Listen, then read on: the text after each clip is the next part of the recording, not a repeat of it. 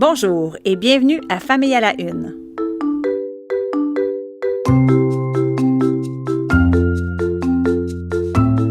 Mon nom est Maude Goyer et je vais vous présenter dans les prochaines minutes des sujets qui ont retenu mon attention ces derniers jours. Ce sont des sujets qui sont liés à la famille, à la parentalité et aux enfants. Mais tout d'abord, je me présente, je suis journaliste depuis 23 ans. Aussi, depuis plus de 10 ans, je suis blogueuse. Ma page Facebook s'appelle Maman 24/7. Famille à la Une, c'est un genre de mini-balado, on va appeler ça une chronique audio pour le moment, que je vous présenterai sur le site de Naître et Grandir. Si vous avez des questions, des commentaires ou des suggestions, n'hésitez pas à m'écrire, ça va me faire plaisir.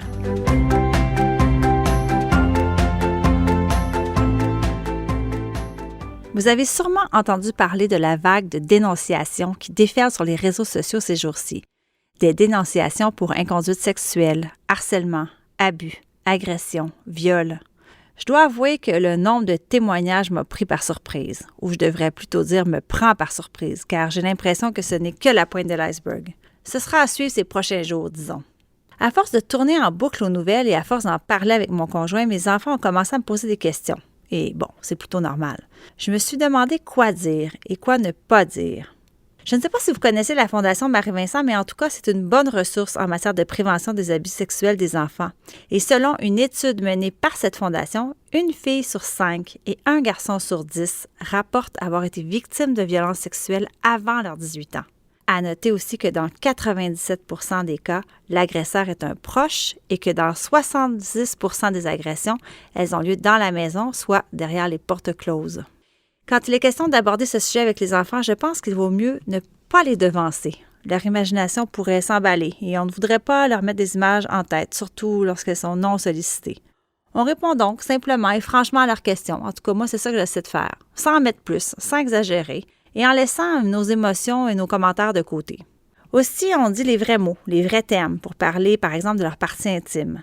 Et comme ça, en cas de besoin, ils sauront les nommer pour s'exprimer sur une situation ou pour dénoncer des gestes ou des paroles.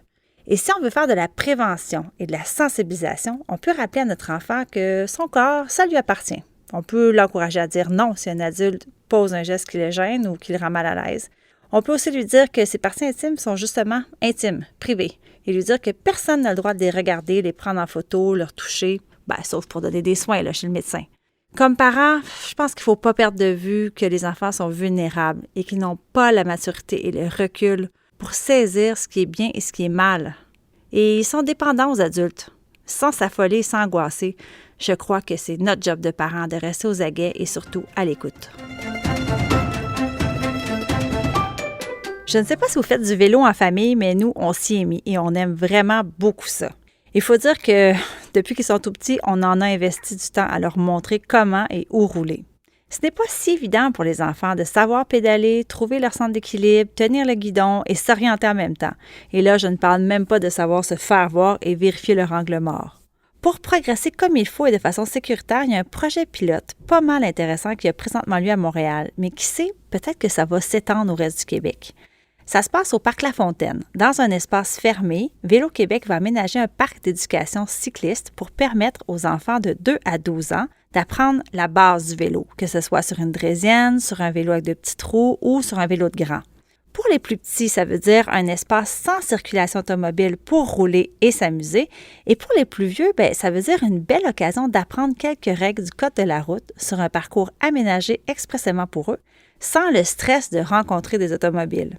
Le parc cycliste va ouvrir quelque part en juillet. Alors, si vous avez la chance, allez-y avec vos enfants cet été. En tout cas, moi, j'en ai parlé à ma fille de 10 ans et elle est très intéressée.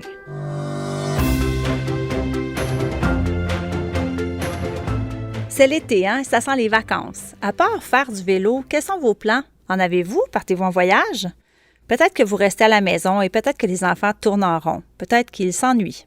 Mais l'ennui, c'est pas si mauvais. Ça, on le sait déjà, plein d'études le disent.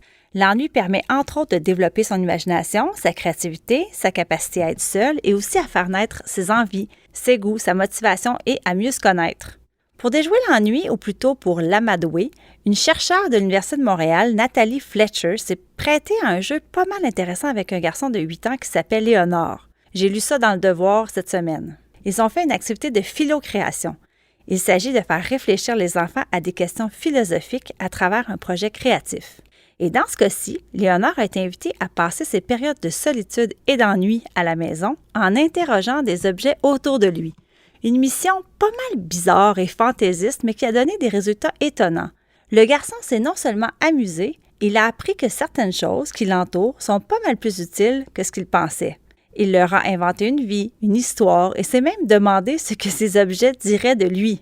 Surtout, il a été obligé d'admettre qu'il était attaché à son environnement. Et oui, que cela pouvait aussi inclure des objets ordinaires dont on se sert tous les jours. Bon, là, si mon micro pouvait me parler, il me dirait sûrement que mon 5 minutes est largement dépassé, alors faut que je me sauve. Merci d'avoir été là et à bientôt.